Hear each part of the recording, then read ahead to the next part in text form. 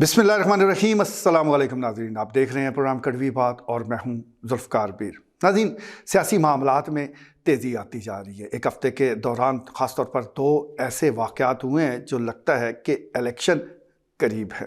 एक तो worker convention का इनेकाद किया गया रावलपिंडी में, और पाकिस्तान मुस्लिम लीग नून ऑर्गेनाइज़र मोहतरमा मरियम नवाज़ वो भी इस वर्कर कन्वेंशन में के पिंडी चकवाल और इजला से जो मुस्लिम लीग नून के कारकुनान हैं, रहनुमा हैं, इस कन्वेंशन में शरीक हुए। बाज़ाहिर तो ये एक मुलाकात थी, पार्टी को मज़ीद फंक्शनल करने के लिए मुशावरत थी, लेकिन ज़रा ये बता रहे हैं कि इसमें बहुत कुछ डिस्कस किया गया। ख़ास तौर पर आने वाले जो सूबाई असम्बली के इलेक्शन हैं उसमें किसको आगे लाना है, किसको टिकट देना है, इस हवाले से मुशावरत का जो इब्तदाई एक शक्ल है वो इस कन्वेंशन में थी और कुछ फैसले भी किए गए हैं। इसके साथ साथ चौधरी परवेज़ इलाही साबिक़ वज़ीर आला पंजाब, जो कि नून लीग की क़यादत भी कर रहे थे, गुज़श्ता रोज़ उन्होंने पाकिस्तान तहरीक-ए-इंसाफ़ में शमूलियत का ऐलान कर दिया है। अब पंजाब की सियासत में इसके क्या असरात होते हैं वो तो एक अलग मामला है, लेकिन चकवाल तौर पर ज़िला तालागंग की सियासत पर इसके असरात मुरतब हो गए। तालागंग वो वाहिद इलाका है जहाँ से ही क्यू लीग के मुखालफत बहुत ज़्यादा आ रही थी पाकिस्तान तहरीक-ए-इंसाफ़ के रहनुमा की तरफ से। यानी यहाँ पर नून लीग और तहरीक-ए-इंसाफ़ एक पे, और दूसरी तरफ पाकिस्तान मुस्लिम लीग क्यू और उसके मकामी जो अहदेदार हैं, जिस हाफिज़ अम्मार यासर सर फरिस्त हैं, मौजूद थे। अब हाफिज़ यासर एंड कंपनी पाकिस्तान तहरीक-ए-इंसाफ़ का हिस्सा बन गए हैं। देखना पड़ेगा कि तहरीक-ए-इंसाफ़ के है मकामी रहनुमा है वो क्या लाएअमल इख्तियार करते हैं। खबर ये आ रही है कि कर्नल सुरखरू समेत जितने भी पाकिस्तान तहरीक-ए-इंसाफ़ से ताल्लुक़ रखने वाले रहनुमा हैं, कारकुनान हैं, वो मुशावरत कर रहे हैं और मुस्तकबिल के लाएअमल का ऐलान करेंगे। देखना पड़ेगा कि वो बगावत करके किसी और जमात की तरफ करते हैं या महज अपने ज़ात का इजहार करके यहीं वो काम करेंगे और इसी जगह का हिस्सा रहेंगे। भारत सूरत बड़ी दिलचस्प है और इस हवाले से न सिर्फ तलक चकवाल से भी कई मुखालफाना आवाज़ें उठ रही। चौधरी परवेज़ इलाही की सियासत को लेकर तहरीक-ए-इंसाफ़ के कई ऐसे रहनुमा को एतराज़ात होते हैं।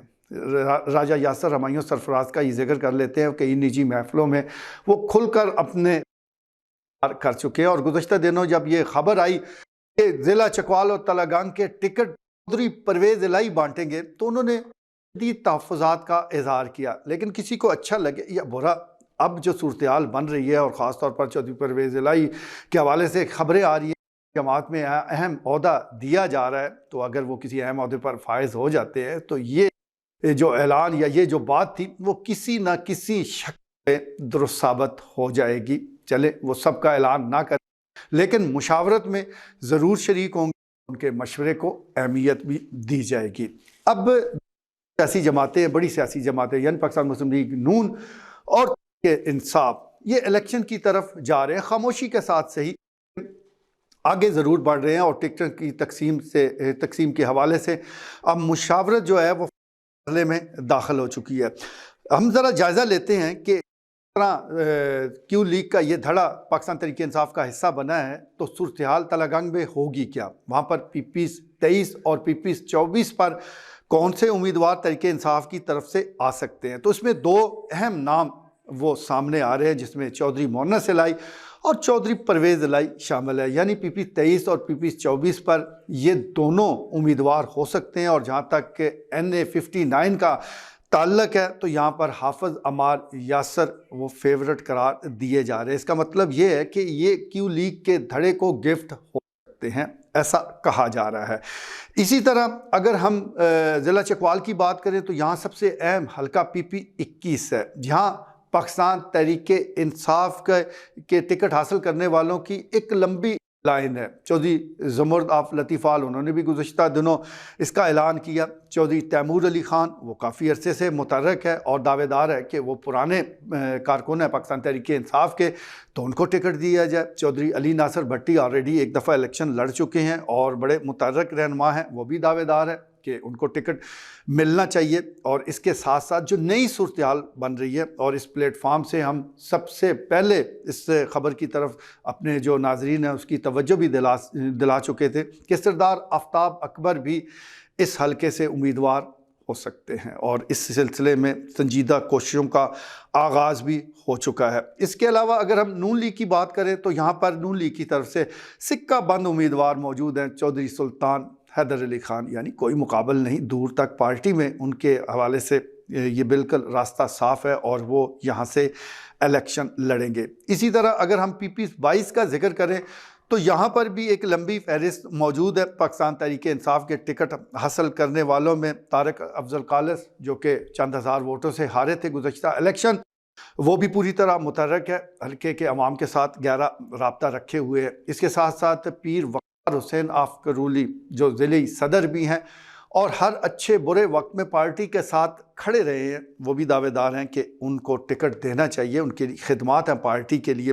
اس کے علاوہ ذوالفقار ڈلوال ان کا نام لیا جا رہا ہے، وسیم کرامت ہے، ملک وسیم کرامت، وہ بھی پارٹی کارکن کے حوالے سے بڑے متحرک رہے ہیں، وہ بھی خواہشمند ہے کہ ٹکٹ ان کو دیا جائے، اور بھی کئی اس لائن میں لگے ہوئے ہیں۔ جبکہ مسلم لیگ کی طرف سے جو موجودہ ایم پی ہیں ملک تنویر سے تھی، ان کو ٹکٹ ملنے کے زیادہ امکانات موجود ہیں، لیکن سیدن شاہ فیکٹر بھی اب کھل کر کام کر رہا ہے۔ جو سیدن شاہ کی عوام اور خاص طور پر وہاں سے جو لوگ ہیں، وہاں سے جس طرح گروپس ہیں، وہ یہ ڈیمانڈ کر رہے ہیں کہ نون لیگ کا ٹکٹ اس کو دیا جائے جس کا تعلق چوا سیدن شاہ سے ہے۔ تحریک انصاف کے حوالے سے بھی یہ باتیں سامنے آ رہی ہے، لیکن اس وقت جو زیادہ زور و شور سے کیا جا رہا ہے وہ نون لیگ کی صفوں سے ہے۔ لیکن دیکھنا پڑے گا کہ قیادت کیا فیصلہ کرتی ہے۔ پاکستان مسلم لیگ نون کے ساتھ ملک تنویر جڑے رہے ہیں، مضبوطی کے ساتھ رہے ہیں، تو اس لیے زیادہ امکان تو یہی ہے کہ ٹکٹ ان کو دیا جائے گا، لیکن راستہ ان کا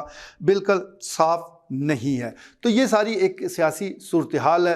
تلنگانہ کو لے کر بالکل اعجاز حاصل ہے پاکستان تحریک انصاف کو، کیونکہ کیو لیگ نے وہ ضلع بنایا، چودھری پرویز الہی نے یہ ضلع بنایا، تو وہاں عوام کی بھاری اکثریت اس حوالے سے ان کی ممنون ہے، اور زیادہ امکان اسی چیز کا ہے کہ آنے والے انتخاب میں وہ اس کو کیش بھی کروائیں گے۔ لیکن اگر اچھی حکمت عملی کے تحت اپوزیشن کوئی اتحاد بناتی ہے تو پھر ٹف ٹائم ضرور دیا جا سکتا ہے، اور یہ ایسا نہیں ہے کہ ایک آسان الیکشن ثابت ہو۔